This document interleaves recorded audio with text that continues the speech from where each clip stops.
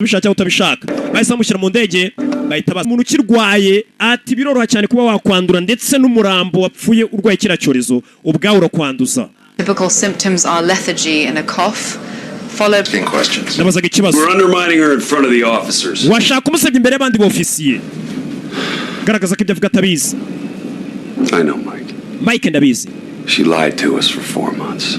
Twese turabizi kuri amugore atubeshya amezi ane tutazi icyo akora mu bwato bwacu ibyo yarabikoze pe. And while she was talking to home every week, we didn't even get a chance to warn our families. Cyane rwose amugore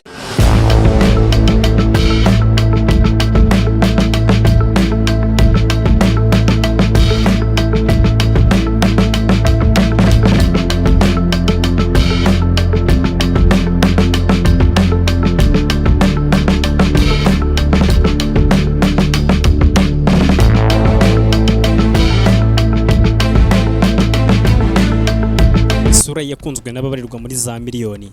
Izina rye Max Timi ryabaye ikimenyetso cy'ubwiza n'ubushongore muri Hollywood. Ariko inyuma y'uwo muntu ubonukiye kuri screen hari umugabo wahanganye n'imvura y'amahindu, ibiyobyabwenge n'indwara y'agahinda gakabije. Uyu ni Eric Deni, umukinnyi wa filime udasanzwe tugiye kureba kuva mu buto bwe kugeza abayo bose baririmba muri The Last Ship.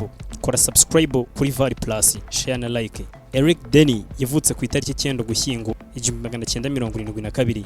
Avukira San Francisco muri leta ya California muri leta zunze ubumwe za Amerika. Igihe yari afite imyaka 7 se yitabye Imana azize kwirasa. Deni yari afite umuvandimwe muto, bombi barezwe na nyina wabo mu myemerere y'Abayahudi, kandi Eric yakoze umuhango wa Bar Mitzvah. Yize amashuri yisumbuye muri High School kuva mu 1987 kugeza 1990, hanyuma akomereza muri San Mateo High School kuva mu 1990 kugeza soje 1991. Mu 1993 Eric Deni yimukiye Los Angeles aho yatangiye gukina uduce duto muri za seri za televiziyo nka Saved by the Bell, The What Dares, Rosini n'izindi. Mu mwaka wa 2000 Eric Deni yabonye umwanya uhoraho muri seri Gideon's Crossing, nyuma akina imyaka 2 ari Jason Dean muri Charmed.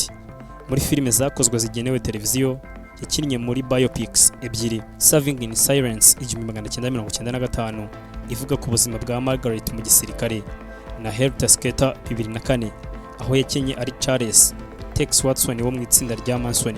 Filime ya mbere nini yakinnye ku rwego rwa sinema ni The Basket. Yanagaragaye muri Zo, Duncan, Jack and Jane, Saul Good, Fist, X-Man, The Last Stand, ndetse anakina ari we nyamukuru muri Open Water 2, Adrift. Muri 2005 yagaragaye nk'umushyitsi abazwi nka guest star ari Dr. Max Lowney mu gice cyitwa Yesterday cya season ya 2 ya seri ya ABC yitwa Grey's Anatomy. Abarebye iyo seri bakunze cyane uwo mukinnyi, bituma bumukinnyi uhoraho kuva muri season ya 3 kugaragara kwe kwa mbere muri iyi season aho yasohotse mu bwiherero atose kandi yambaye igitambaro gusa. Byavuzweho cyane nka water cooler moment, ikintu cyateje impaka n'ibiganiro byinshi. Yavuye muri iyo seri nyuma ya season ya 8 ariko yongera kugaragara mu bice bibiri bya mbere ya season ya 9. Muri 2021 yongeye kugaruka muri iyo seri nyuma y'imyaka 9 nubwo mu nkuru y'iyo seri yari yarapfuye. Mu Kuboza 2006 yakinnye muri filime ya IE yitwa Wedding Wars aho yakinnye ari umuvandimwe w'umugabo w'igitsina gabo ukunda undi mugabo. Yakinwe na John Stamos wari wiyemeje gukora imyigaragambyo ashyigikira uburenganzira bwo gushyingiranwa kw'abahuje ibitsina.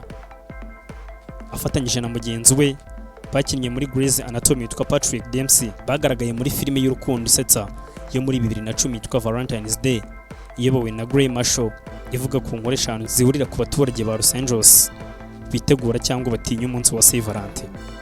Mu kwakira 2012 Deni yinjiye mu bakinnyi b'ingenzi ba seri ya TNT yakozwe na Michael Bay yitwa The Last Ship aho yakinnye ari Tom Chandra. Iyi seri yamaze imyaka 4 kuva 2014 kugeza 2018. Nyuma yakinnye ari Carrie Jacobs muri Euphoria yatangiye gusohoka muri 2019. Mu kwezi kwa Mata 2025 Eric Deni yatangaje ko yahawe isuzuma ry'indwara amyotrophic lateral sclerosis ALS yari yatangiye kugaragaza ibimenyetso by'iyo ndwara mu ntangiriro za 2024. Mu kwezi kwa Kamena 2025 yari amaze gutakaza burundu ubushobozi bwo gukoresha ukuboko kwe kw'iburyo ndetse n'ikiganza, kandi kuva mu kwakira 2025 atangira gukoresha akagari k'abafite ubumuga kwicara igihe cyose. Eric Deni yitabye Imana ku wa 19 Gashyantare 2026 hashize munsi y'umwaka umwe atangaje ku mugaragaro uburwayi bwe azize ingaruka zitewe na ALS ziterwa na ALS. Yari afite imyaka 53. Eric Denny yashakanye n'umukinnyi wa filime Rebecca Gayheart ku wa 29 Ukwakira muri 2004. Babyaranye abakobwa babiri. Muri Gashyantare 2018 Rebecca Gayheart yatanze ubusabe bwo gutandukana nyuma y'imyaka 14 bari bamaze bashakanye. Avuga ko hari kutumvikana gukomeye. Ku wa 7 Werurwe 2025 bivuga ko yasabye guhagarika ubusabe bwo gutandukana nyuma y'imyaka 7 batandukanye.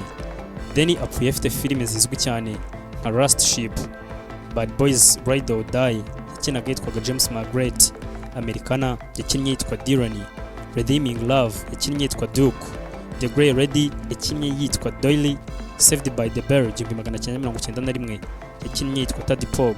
Uyu mugabo kandi apfuye afite ibikombe birimo Screen Actors Guild Awards 2007, yatwaye igikombe cya Outstanding Performance by Ensemble in a Drama Series bitewe n'uburyo we n'ikipe ye bakinnye neza muri Grey's Anatomy. Afite kandi Satellite Awards ya 2006, inyito y'ubuhanga bwe mu gukina nka Dr. Max Sloan.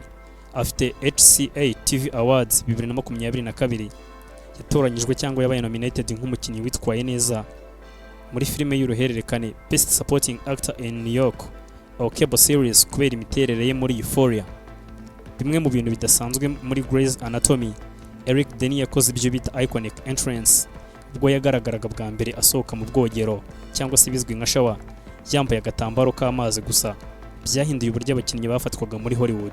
Iyi scene yabaye imwe mu zizwi cyane mu mateka ya televiziyo muri Amerika, byatumye abantu barenga miliyoni 20 batangira kureba iyi filime, ndetse kandi buri cyumweru kubera we gusa. Byasabye ko abashinzwe kwandika filime bamugira umukinnyi uhoraho permanent kuko abafana bamwishimiye mu buryo budasanzwe. Ikindi muri filime ya X-Men The Last Stand 2006 Eric yakinnye nka Jamie Madrox Matt Poman. Icyari kigoye ntabwo ari ugukina gusa, ahubwo n'uburyo yashoboye gukina ari umuntu umwe ariko byara abantu bafite isura ye bizwi nka clones babarirwa mu magana. Byasabye ko akorana n'ikipe y'ubuhanga mu by'ikoranabuhanga VFX mu buryo bukomeye kugira ngo berekane ko imibiri y'igenda yibyaramo abandi bantu batandukanye nawe. Eric Denny wamumenye muri filime zitandukanye, reka ngushimire tumwifuriza uruhuko ridashira. Ni hano dusangira ubumenyi. Channel ni V.A.L+, Imana ibarinde.